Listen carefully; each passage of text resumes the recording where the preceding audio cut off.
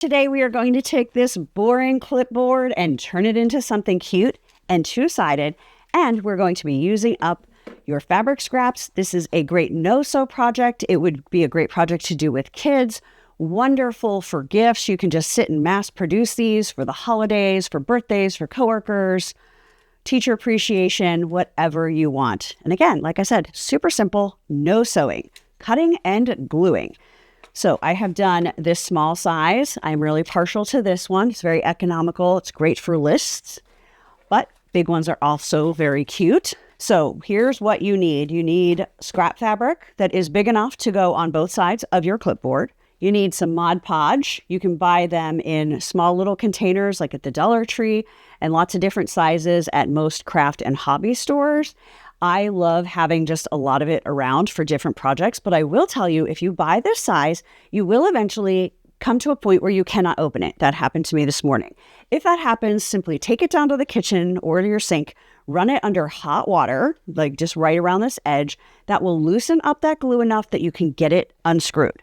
Then take a little bit of time and get all the gunk, the dried up glue gunk off of here, and then clean out your lid so that you don't have the same problem the next time you want to use your glue. Then I always keep a vinyl tablecloth in my studio. I use it when I paint. I use it when I glue. You don't want to get either of those materials on your rotary cutting mat, or you'll be buying a new rotary cutting mat. Then you're going to need paintbrush.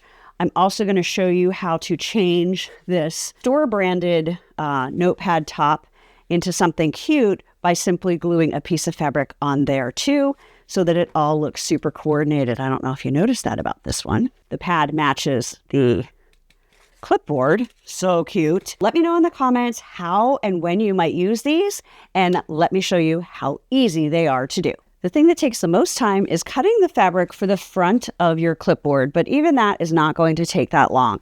So we need a rectangle, but we're also going to need to cut out a piece for where your clip is. You'll notice when I have the notepad on here, you don't see a lot of the fabric that's on the front, so you don't need to worry as much about what's there. But what's on the back, if you're doing something with a bigger print like we're going to be doing here, you want to be more careful and make sure, you don't have a cow with its head cut off over here. So I'm going to fussy cut what goes on the back. If you're not familiar with that term, fussy cut basically means to just be really precise about what part you're using, or to be fussy about the section. So I am going to have the back of this have the cow, this farm, and this chicken, because you'll see I can cover that all really well with the clipboard.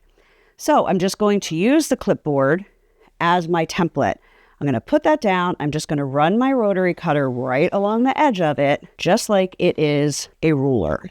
Now, if I want to get smart about this, I could use a rotary mat so I don't have to move the clipboard, and we make sure everything stays just so.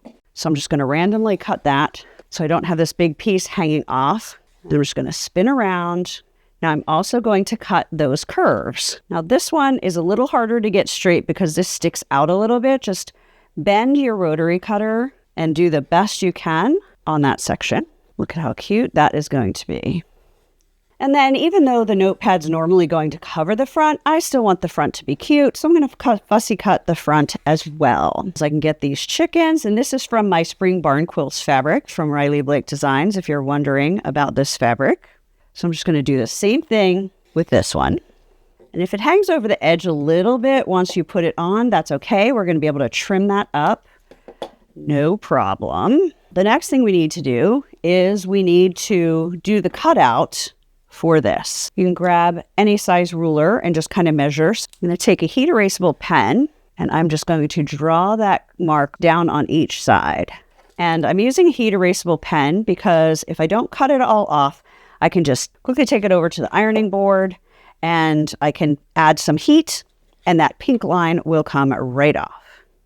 And I'm just going to make sure it is lined up with that edge, and then I'm going to connect these dots or connect those lines. And then I'm just going to cut that out by hand.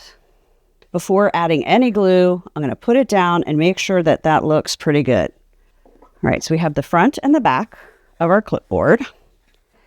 And then for the little notepad, which is 5x7, I just cut a piece of fabric that is 5 inches by 3 inches so that we can glue it on the top, wrap it over, and have it come down the back a little bit.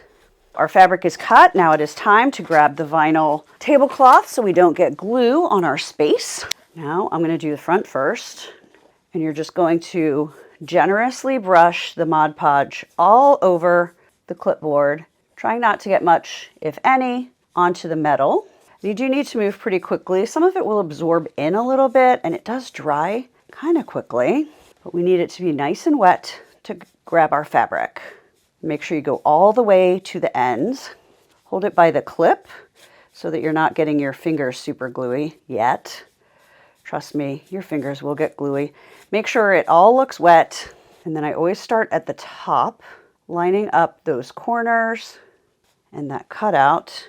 And then just make sure as you're putting it down that it's going straight down these sides. And then you're just going to press down. That is step one. The next thing we're going to do is we're going to take the glue again and we're going to generously coat the top. This is going to seal those cut edges. And it also gives it kind of a sheen. It makes sure that the glue is, or that the fabric is really adhered well to the clipboard. And it's going to make the fabric a little bit shiny. It also makes the fabric darker when it dries. And I'll show you that in a minute. Now I also have a couple little air bubbles. This is where I'm going to get a little bit gluey. So I'm going to kind of push them out. Of course, now I've messed up my glue. That's okay, because we have tons more where that came from. All right, so now we're going to set this aside to dry. You'll know it's dry when it is no longer white and when it doesn't feel wet. Now let me show you the original fabric color so I can show you how the color changes a little bit. So I used this fabric, another print from my Spring Barn Quilts collection. It's the same fabric on here and on here. And you'll see that it's quite a bit darker, and that's just from the glue. So just remember that when you're picking a fabric, that when the project is done, glued and dry, your colors are going to look a little bit darker than your original fabric. While we wait for that to dry, let's just do this. Now you need to be a little bit more careful and not go overboard with the glue. Because it is paper, we don't want to start warping our notepad. So I just brush a little bit on the front and then do that top edge. And then I'm just going to line that up, press down, press that edge, then fold that back. And we also want the little threads off of there. Now I'm going to grab a pencil and my ruler, and I'm just going to draw a really faint line at the edge of the fabric. That is going to show me how far I need to glue. So I glued to that line, and then I'm just going to press that right on there. And any threads, I just kind of try and stick them up into the glue. Now I'm going to show you my bowl trick. My bowl trick is so that I can glue both sides of this at the same time and have it sit there to dry. This, because the whole thing is covered, we have to wait for the one side to dry before we do the other side, but we can whip out these notepads. Now I'm also going to trim any that, see how that is a little bit over on the edge. I'm just going to trim that before I do the second glue, because I don't want to get glue all over my scissors. And you do usually need to use fabric scissors to get that trimmed well. I'm just going to coat the top. That's going to help seal any of those threads and give it a nice finish. But you don't want to go quite as thick as on the clipboard again, because you don't want it to absorb into the paper and mess up your whole pad.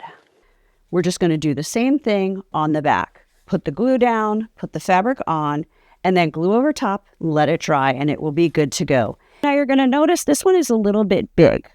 So I'm going to be trimming the edges. You want to do that before you put that second coat of glue. So whichever side you're working on, glue it down, and then make sure you double check it. Now it's kind of hard to use the scissors all across here. We are going to roll back the tablecloth and get the rotary cutter back out. I'm just going to run my rotary cutter right along that edge again, because if it's off the edge of the clipboard, it doesn't have glue on it, so you're not going to ruin your blade. But see, just a little bit of scraps that needs to come off so that this has a nice finish. Make sure I get all those threads off of there. And then I'm going to do the top coat of glue, and then all it has to do is dry. So let me know in the comments what you've decided about this. I just love quick projects that don't break the bank, just to have around for when you want to do a special thank you for somebody or for specific things like holidays, teacher gifts, etc. And it has the added benefit of cutting down on your fabric scraps, because these are not huge pieces of fabric that you need, especially if you do these small clipboards. But as I showed in the beginning, you can also do the larger clipboards as well. If you make any of these and post them on social media, be sure to tag me so I can see. I love to see what people do with my ideas and my designs.